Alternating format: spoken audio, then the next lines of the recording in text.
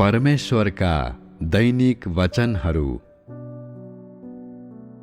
कामको यो अन्तिम चरणमा वचनको माध्यमद्वारा परिणामहरू प्राप्त गरिन्छ।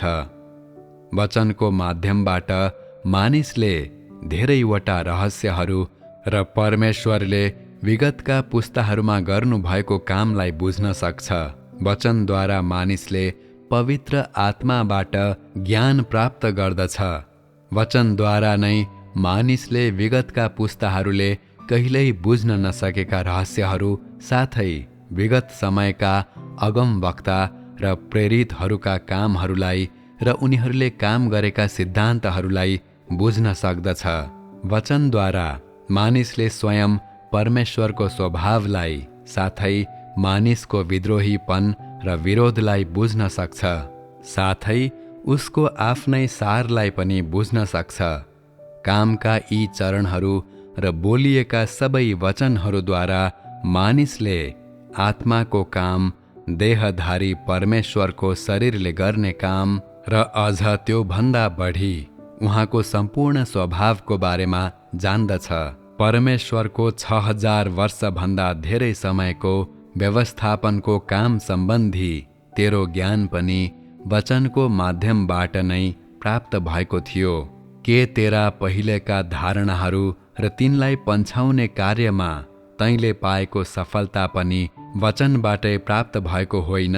अघिल्लो चरणमा येशूले चिन्ह र चमत्कारका कामहरू गर्नुभयो, तर यस चरणमा कुनै चिन्ह र चमत्कारहरू छैनन्। परमेश्वरले किन चिन्ह र चमत्कारहरू प्रकट गर्नुहुन्न भन्ने तेरो बुझाइ पनि के वचनद्वारा नै प्राप्त गरिएको होइन र? त्यसकारण यस चरणमा बोलिएका वचनहरूले विगतका पुस्ताहरूका प्रेरितहरू र अगमवक्ताहरूले गरेका कार्यलाई उछिन्छन्। अगमवक्ताहरूले गरेका अगमवाणीहरूले पनि यो परिणाम प्राप्त गर्न सक्दैनथ्यो। अगमवक्ताहरूले केवल अगमवाणी बोले, तिनीहरूले भविष्यमा के हुनेछ भन्ने कुरा बताए, तर त्यस समयमा परमेश्वरले गर्न चाहनु भएको कामको बारेमा बताएनन्। न त उनीहरूले मानव जातिलाई तिनीहरूका जीवनमा डोर्याउन वा मानव जातिलाई सत्यता दिन वा तिनीहरूलाई रहस्य प्रकट गर्न नै बोले। जीवन प्रदान गर्नको लागि बोल्ने कुरा त परै जाओस्। यस चरणमा बोलिएका वचनहरूमा भविष्यवाणी र सत्यता छ, तर मुख्य रूपमा यी वचनहरूले मानिसलाई जीवन प्रदान गर्ने काम गर्दछ। वर्तमानका यी वचनहरू अगमवक्ताहरूका अगमवाणीहरूभन्दा फरक छन्। यो चरणको काम मानिसको जीवनका लागि हो, मानिसको जीवनको स्वभाव परिवर्तन गर्नका लागि हो, तर अगमवाणी बोल्नका लागि होइन। पहिलो चरण यहोवाको कामको निम्ति थियो। उहाँको काम भनेको पृथ्वीमा मानिसहरूलाई परमेश्वरको आराधना गर्न तयार पार्नु थियो। यो पृथ्वीमा काम सुरु गर्ने ठाउँ खोज्ने सुरुवाती काम थियो।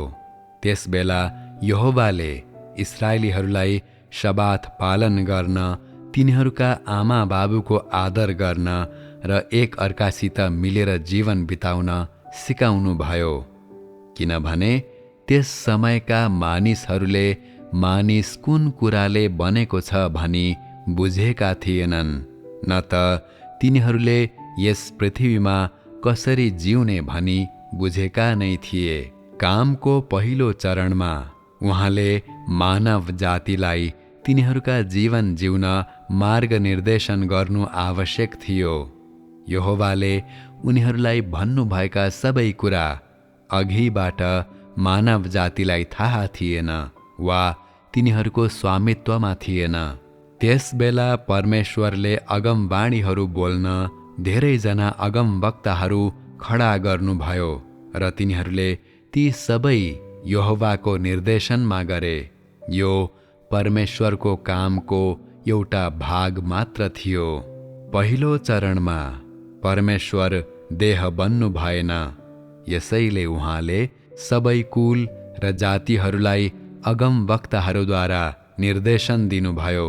जब येशूले आफ्नो समयमा काम गर्नुभयो, उहाँ आजको दिनमा जत्तिकै धेरै बोल्नु भएन। आखिरी दिनहरूमा हुने वचन कामको यो चरण विगतको कुनै पनि युगहरू र पुस्ताहरूमा कहिल्यै गरिएको छैन।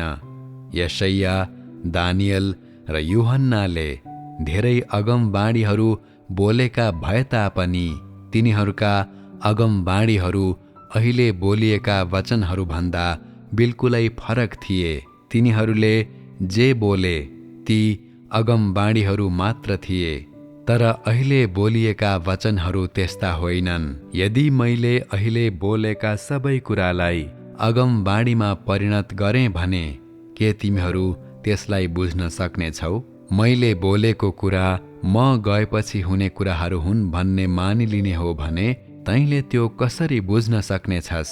वचनको काम येशूको समयमा वा व्यवस्थाको युगमा कहिल्यै गरिएको थिएन।